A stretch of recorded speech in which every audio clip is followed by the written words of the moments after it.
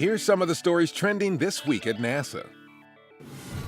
The hugely successful first flight test on December 5th of NASA's Orion spacecraft took it farther than any spacecraft designed for astronauts has been in more than 40 years, with people around the country keeping a close eye on its spaceflight.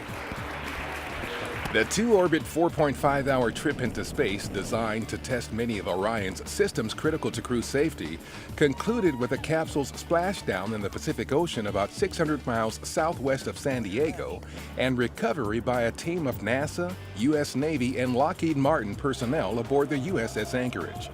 Final destination for NASA's new deep space capsule is Kennedy Space Center in Florida, where its first journey to space began, so engineers can evaluate data recorded during the flight by more than 1,200 onboard sensors.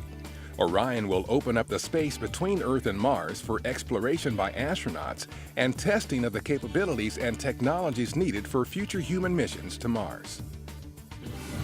NASA announced on December 8th that observations by NASA's Curiosity Mars rover of the lowest sedimentary layers of the red planet's Mount Sharp indicate the mountain was built by sediments deposited in a large lake bed over tens of millions of years.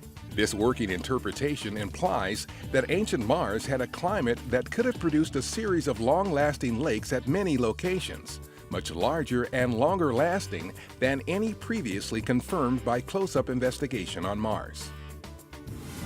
After a voyage of nearly 9 years and 3 billion miles, about two-thirds of which have been spent in hibernation, NASA's New Horizons spacecraft received a wake-up call on December 6th to prepare for its long-awaited encounter next year with the Pluto system.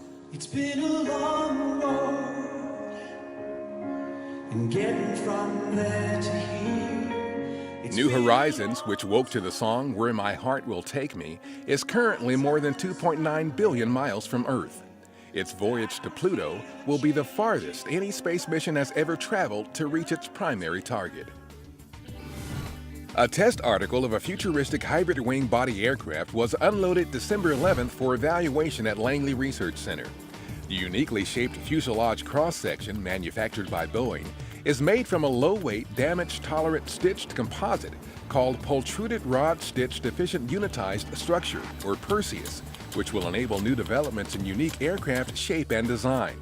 Structural testing is part of NASA's environmentally responsible aviation project to reduce aircraft fuel consumption, noise levels, and emissions through revolutionary design and manufacture of tomorrow's aircraft. And that's what's up this week at NASA.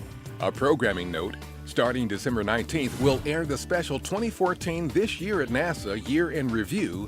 Then we're back on January 9th with the first episode of This Week at NASA for 2015. Until then, follow us on social media and visit www.nasa.gov/twan.